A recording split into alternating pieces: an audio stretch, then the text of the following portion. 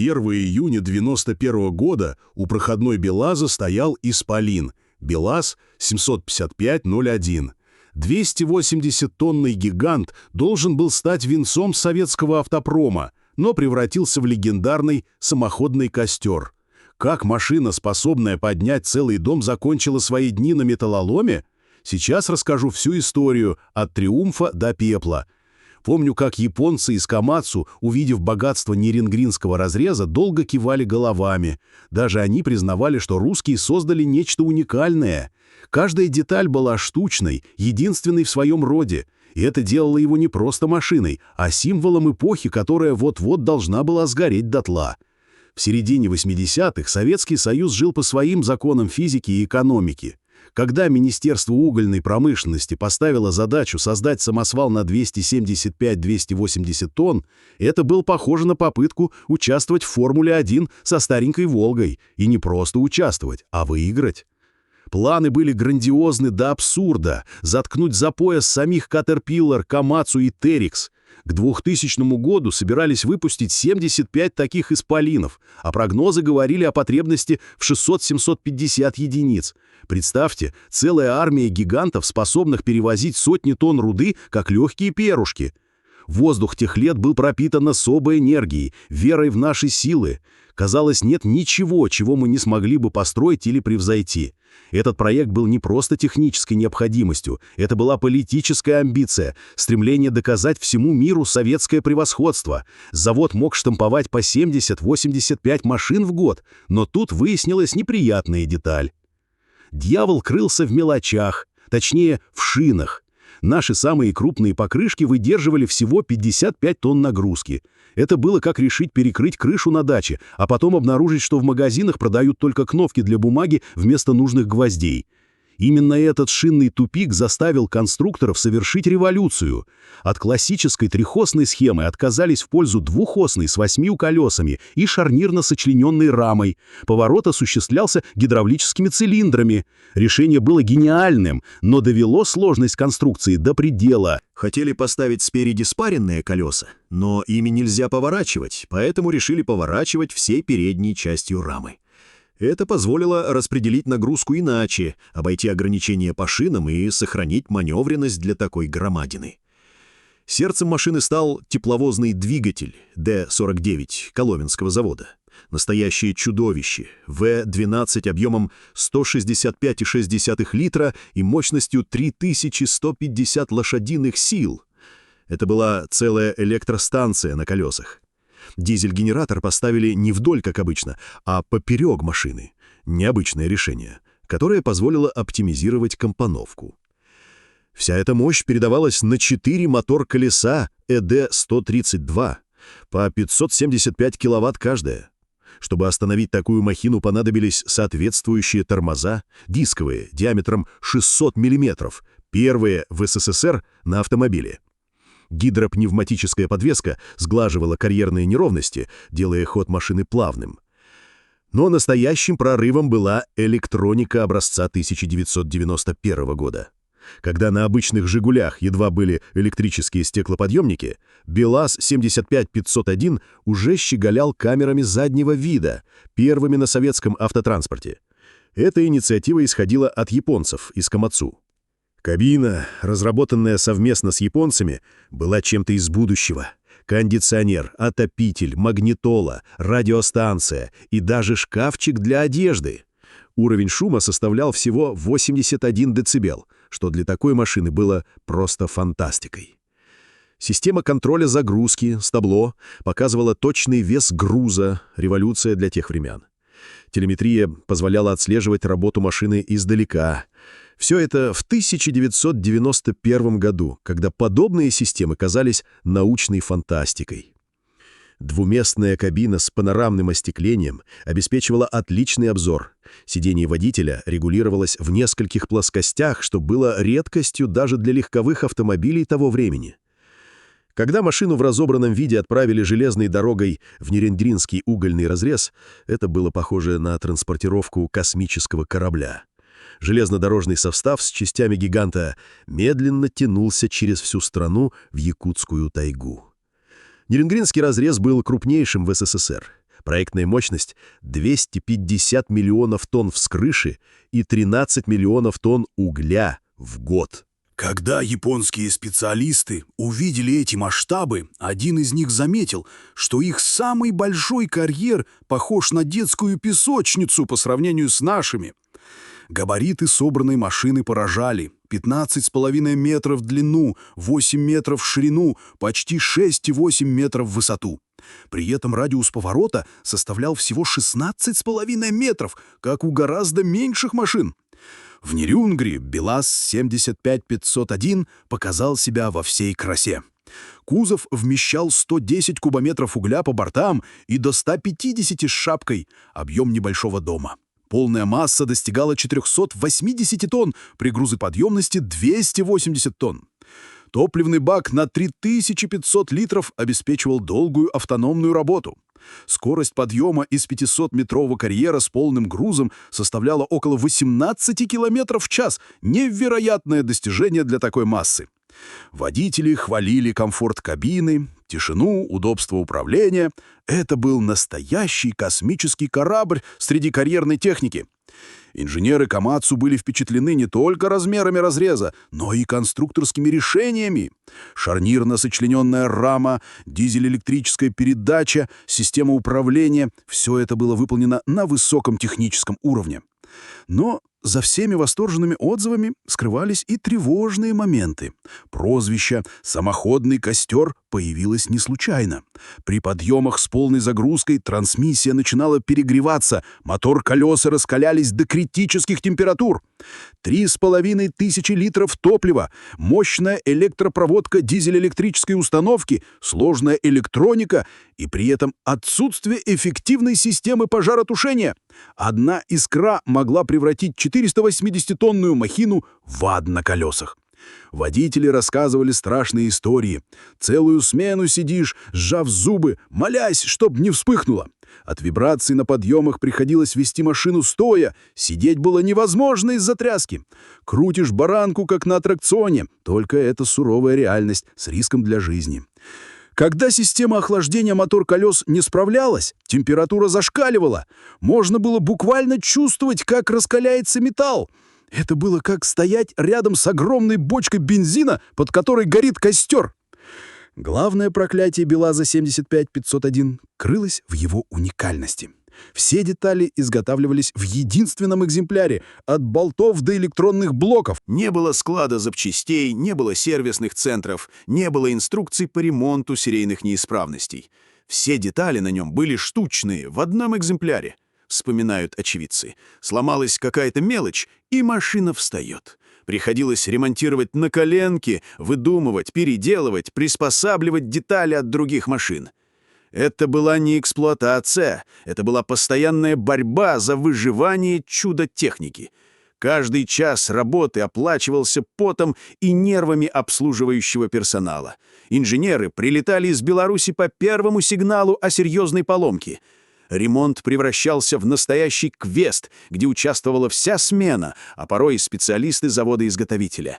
Вытачивали детали заново, переделывали узлы, изобретали костыли для поддержания работоспособности.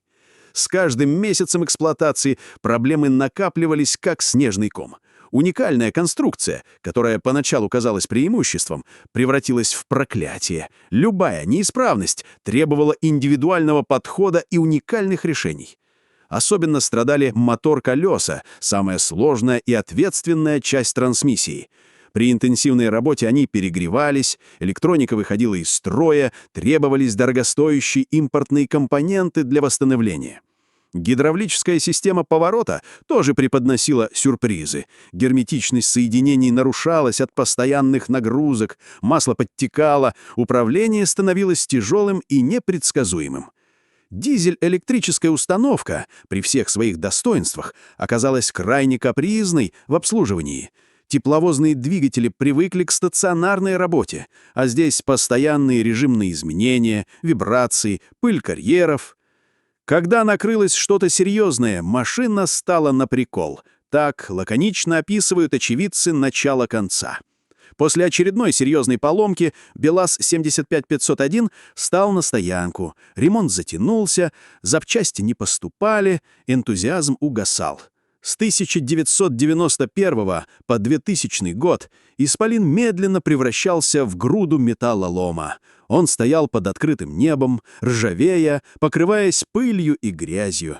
Иногда к нему подходили любопытные, фотографировались на фоне рухнувшего гиганта. Это было болезненно наблюдать, как некогда могучий богатырь оказался прикованным к постели, немощным и забытым. Машина, которая должна была стать гордостью страны, превращалась в памятник несбывшимся надеждам. Серийное производство БелАЗ-75501 так и не началось. Он остался единственным прототипом, показавшим возможности, но не сумевшим их реализовать. Слишком сложно, слишком дорого, слишком рискованно для массового производства. В 2000 году его окончательно порезали на металлолом. Это был печальный финал для машины, призванной покорять карьеры мира. От 280-тонного гиганта остались лишь воспоминания и фотографии. Даже в музее БелАЗа нет настоящей машины. На памятник автомобилестроителям поставили новенький самосвал с конвейера, а не историческую реликвию. Единственный в своем роде БелАЗ-75501 исчез бесследно, оставив лишь легенды и байки. Но его идеи не умерли. Опыт создания и эксплуатации уникального самосвала лег в основу будущих проектов. Каждая поломка, каждый час работы, каждая найденная ошибка стали уроками для следующих поколений гигантов. Спустя 22 года появился духовный наследник – БелАЗ-75710 грузоподъемностью 450 тонн. Этот гигант учел все недостатки предшественника – надежность, ремонтопригодность, наличие запчастей. В январе 2014 года БелАЗ-75710 установил рекорд Гиннесса, перевезя 503,5 тонны груза. Это было своеобразным подтверждением правильности идей, заложенных в БелАЗ-75501. Просто время тогда еще не пришло. В интернете БелАЗ-75501 стал настоящей легендой. Его называют советским монстром, символом гигантомании позднего СССР. Он стал иконой того времени, когда мы не боялись мечтать по-крупному и верили в возможность превзойти любого. За серьезной историей скрывались и забавные моменты. По заводу ходил анекдот про казаха-практиканта, который вместо БелАЗ прикрепил буквы наоборот. Получилось ЕБЛАЗ. Быстро исправили, но байка передавалась из уст в уста, вызывая улыбки. Рассказывали и о выпускном классе, который фотографировался на полуске БелАЗ-75501. Кузов был размером с небольшую площадку. Такие фотографии стали уникальными историческими документами. Водители других БелАЗов жаловались на вибрацию. Приходилось крутить баранку стоя, потому что сидеть было невозможно из-за тряски. Это была суровая реальность работы на карьерных гигантах тех лет. Японские инженеры поражались не только техническим решением, но и русскому подходу к проблемам. Там, где они видели непреодолимые препятствия, наши находили нестандартные решения. Пусть не всегда идеальные, но работающие. БелАЗ-75501 стал символом целой эпохи, времени, когда размер имел значение, когда самый большой означало «самый лучший». Это была философия советского подхода. Не можем сделать лучше, сделаем больше. За этой гигантоманией скрывалось искреннее желание доказать превосходство системы, показать миру, что мы способны на великие свершения. Иногда это приводило к выдающимся результатам, иногда к дорогостоящим неудачам. История БелАЗ-75501 показала, что недостаточно создать что-то уникальное. Нужно еще суметь это произвести, обслуживать, развивать. Штучные образцы остаются красивыми экспонатами. Серийная продукция меняет мир. Конструкторы извлекли множество уроков из опыта БелАЗ-75501. Дизель-электрическая передача показала свою перспективность, но потребовала доработки системы охлаждения и повышения надежности электроники. Шарнирно-сочлененная рама оказалась удачным решением для сверхтяжелых машин, но усложнила конструкцию и обслуживание. Гидравлическое управление поворотом требовало более надежных уплотнений и качественных рабочих жидкостей. Мотор-колеса продемонстрировали отличную тягу и проходимость, но их охлаждение и защита от пыли требовали кардинального переосмысления. Электроника нуждалась в более лучшей защите от вибраций и экстремальных условий эксплуатации. За технической стороной истории стояли люди, конструкторы, рабочие, водители. Они вкладывали душу в создание и эксплуатацию уникальной машины, переживали ее неудачи как личные поражения. Каждая поломка была не просто технической проблемой, а ударом по самолюбию создателей, ведь они искренне верили, что создают нечто выдающееся, способное изменить мир карьерной техники. Водители, работавшие на БелАЗ-75501, до сих пор с гордостью вспоминают тот опыт. Несмотря на все сложности и риски, они были частью истории, управляли машиной, которой не было равных в мире. БелАЗ-75501 остался памятником инженерному дерзновению эпохи гигантомании. Его судьба стала отражением тех рисков, которые несет техника на пределе возможностей. Иногда самый яркий огонь сжигает сам себя. Он показал важность баланса между инновациями и надежностью, между уникальностью и серийностью, между амбициями и реальностью. Великие замыслы требуют не только таланта, но и системного подхода к их реализации. История этого гиганта учит. Недостаточно создать что-то выдающееся, нужно суметь это воспроизвести, обслужить, развить. Штучные шедевры остаются памятниками. Массовые решения меняют мир. 280-тонный исполин прожил короткую, но яркую жизнь. Он был дерзким вызовом, попыткой прыгнуть выше головы. И пусть он не смог полностью реализовать свой потенциал, он показал, на что способна человеческая мысль, когда она не боится мечтать. В конце концов, БелАЗ-75501 выполнил свою главную миссию — не как серийная машина, а как лаборатория на колесах, давшая бесценный опыт для создания будущих гигантов. Его наследие живет в каждом современном сверхтяжелом самосвале, в каждом техническом решении, рожденном из анализа его успехов и неудач. Может быть, в этом и заключается истинное величие, не в долгой службе, а в том следе, который остается после тебя. БелАЗ-75501 оставил след, который ведет к новым вершинам карьерной техники.